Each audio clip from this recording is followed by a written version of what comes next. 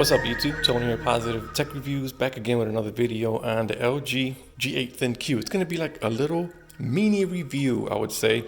I've only had this phone for about going on 3 weeks now, and I've been using it as my daily driver, and I just want to touch on some of the things that I like about it and some of the things I don't like about it. Like I said, a mini review. So first off, I love the build quality of the phone. It does have glass-on-glass sandwich design. It does have a bottom firing boombox speaker, which does sound pretty good. Not as loud as the LG G7, but it sounds pretty good. It just doesn't get as loud. Does not have a top speaker on the earpiece there. You can see there's no grill. It is underneath the display.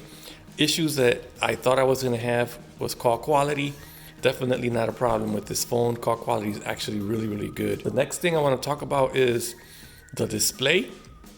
And you can see here, this is a pretty beautiful display. It does have the notch, which holds one camera, and then it holds a depth sensor for face unlock. It actually reads your face really good, and it can't be fooled. And the display is beautiful. Now, going back to the speaker on here, I do like the speaker. It's just not my favorite speaker. I've heard better speakers. I mean, it sounds pretty good.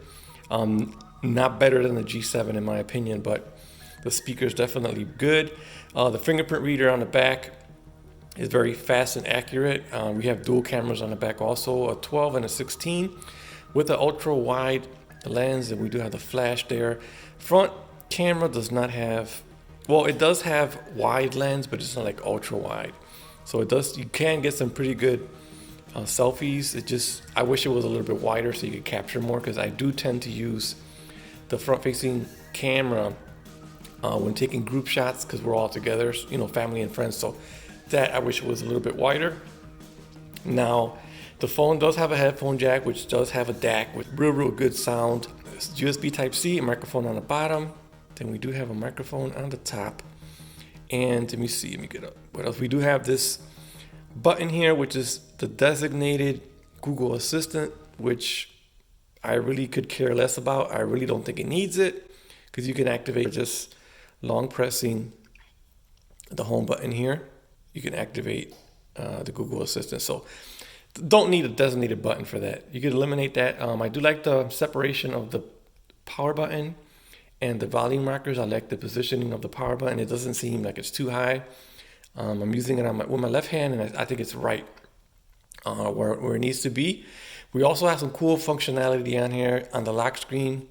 You can see that we do have swipe. Let me see if I can show you guys. We have some apps that you can launch from the lock screen. You can see I'm in the lock screen right there, and you can add these. So I thought that was pretty cool. We also have this little tab right here, which you swipe, you can actually move it around. You can add different apps in there. These are mostly stock apps, but you can add some different apps. So that is pretty cool. Like I said, this phone's about 3 weeks. So I do like that. The rear cameras, it does take some records in 4K at the highest setting. So you can record at 4K at 60 frames per second. So real nice. And the front camera, it does not record in 4K. Is 1080p. I have taken plenty of photos using this phone.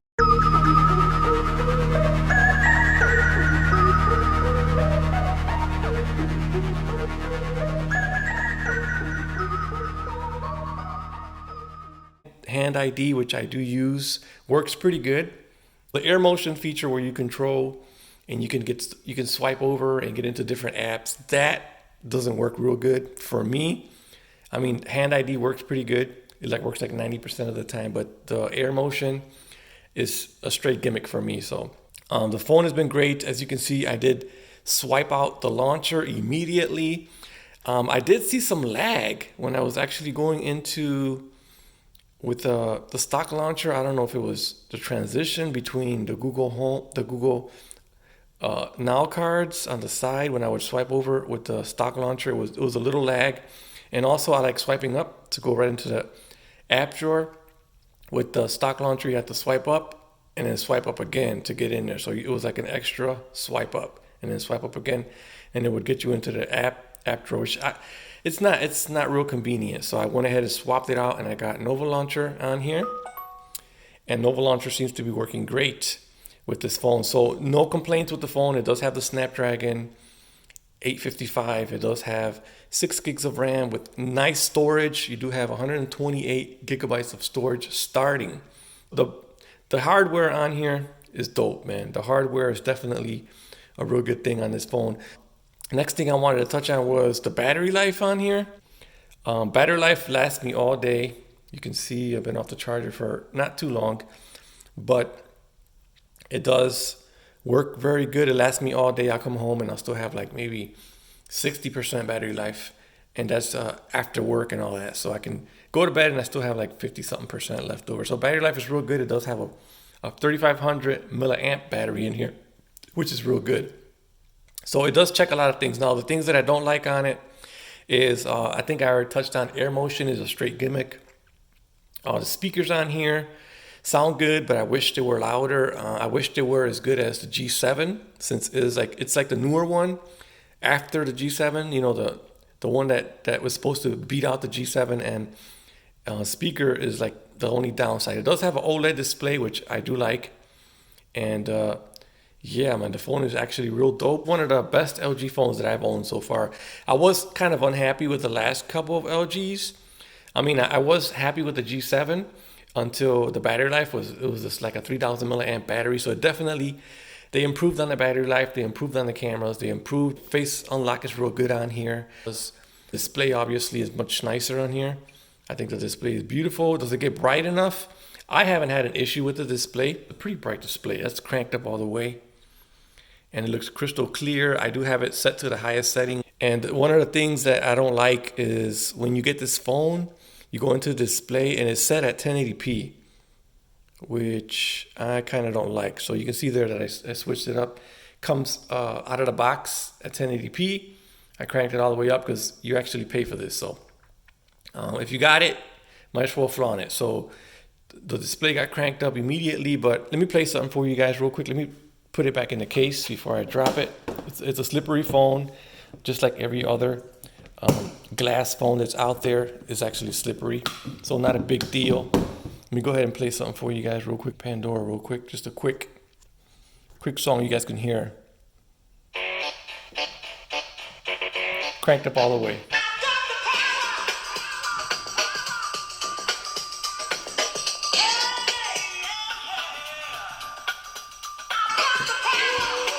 You can see that.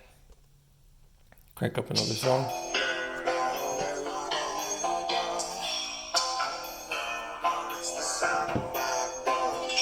I mean, it sounds good, don't get me wrong. It's just not as loud as the G7. I mean, you put the G7 next to this, it totally mutes this phone out. The G7 boombox is definitely, it just sounds much better, more bassier, more punchier, and the highs sound, they just sound better. This one sounds like it's a little bit muffled. So I kind of agree when people complain about this speaker.